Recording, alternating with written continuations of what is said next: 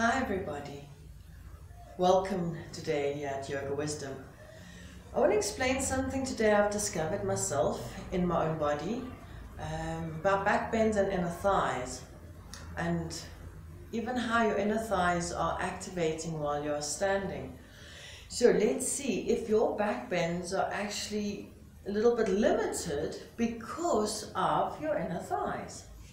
So when we stand, I really love the block.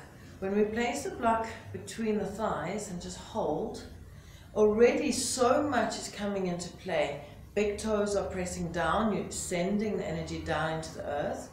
And at the same time, be aware from the big toes, hugging into the inner thighs, into the brick, and lifting up into the navel.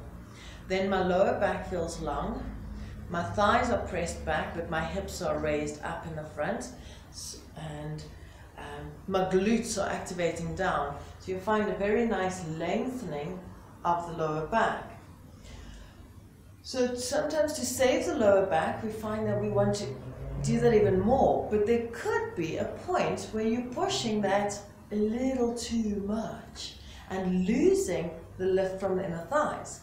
Okay, so that's what we're focusing on today. So instead of just getting the lower back nice and long, step one, and step two, make sure the tummy's lifting, the hips are lifting, thighs are lifting up from the big toes. So from the inside, activating the inner legs.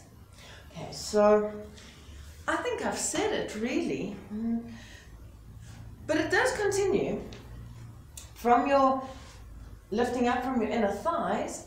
As that happens and we really lift, we start to open up the lat, the QLs, the whole back, all the back muscles, the shoulder blade. So if we do that, we could be dropping, but then the lift can happen afterwards. But if we continue just focusing on the drop, on the pelvis and lengthening the lower back, we might forget to actually extend from the big toes all the way on the inner line up, and the inner line coming up then there into the back bend. And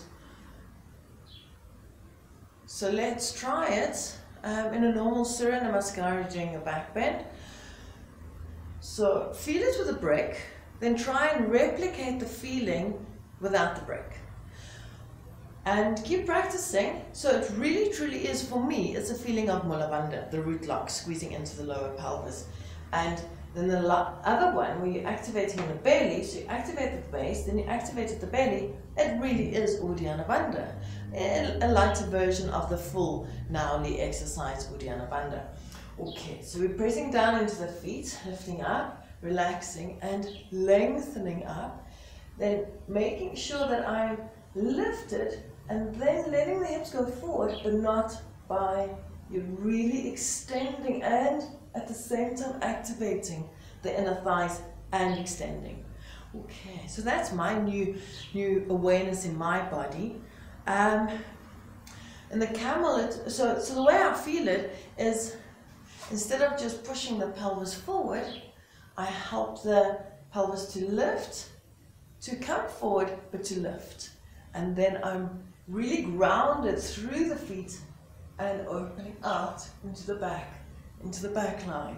Okay, so same thing in camel. When you're standing, root through the feet. When you're on your knees, root through the shins, root through the knees as well. Through whatever's on the floor, engage down. And then find the lift and opening out. And you'll find that if we get the strength and the rootedness down with the legs, you'll find more freedom in the upper body to relax. And also, let's feel if we'll get more freedom in the actual hip flexor and thighs to let you go back if we engage more into the floor. So let's try it. Let's breathe in. So feet can be together or apart. If we're going to go back drops, then a little bit apart. And we lift, engage into the legs, engage up through the inner line, and yes, the hips can feel a freedom of letting go into the front and opening out and stretching. Okay. Okay, so keep practicing and enjoy your practice. Namaste.